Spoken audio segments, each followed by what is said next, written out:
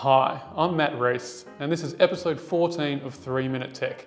These are the videos where we cover your strategic financial planning questions without all of that technical jargon, using simple, easy to understand language. Now, in today's topic, it's something that we get asked about a whole lot because we cover a vast spectrum of clients, whether it's business, farmers, or family wealth.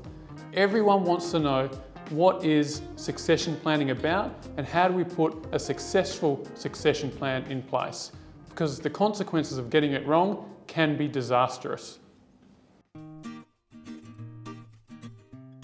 So what is a succession plan? Well, a succession plan is dealing with the transition of a business, a farm, or family wealth. It covers a vast array of different areas. It might deal with estate planning, tax, knowledge sharing, asset protection, and who is filling those key decision-making posts, because that's very important, particularly in a family business or family wealth situation. So why is succession planning so important? Well, Australia is about to embark on the biggest intergenerational wealth transfer in history. Some people estimate it to be up to $3.5 trillion. On top of that, PwC report and their analysis suggests that 1.4 million business owners are going to retire in the next decade. And these business owners employ up to 7.9 million people, and they control up to $500 billion in GDP. It's huge. And if statistics tell us anything, succession planning hasn't been handled well in the past. Specifically for wealthy families, 70% of wealth is lost on the second generation alone. And if we fast forward a further generation, by the third generation, 90% of wealth is lost. These numbers are huge, and therefore it's important to get succession planning right and get it right the first time. So what makes a successful succession plan? Well, unfortunately, there's no magical formula, but we see a lot of successful succession plans and they share common traits. The common traits are about communication and planning.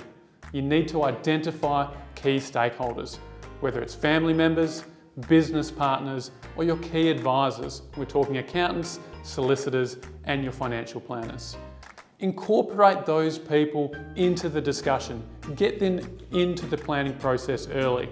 Consider a knowledge sharing arrangement and professional development. So if it's going to a family member, do they have any weaknesses that you can address while your key mentor is there? Consider a trial run. Perhaps bring them in early, mentor them into the role over time. And importantly, integrate them in the overall plan. Allow them to come into the business, learn from you, and learn from your mistakes that you've done in the past. So what have we learnt today?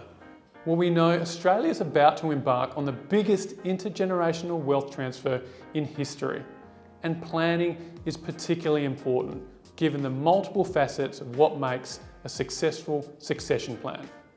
Now, there's a lot more to cover on succession planning, and particularly in farming and family businesses. So next episode, we'll be touching on the importance of considering succession planning in a farm early and some of the tax considerations that go along with it.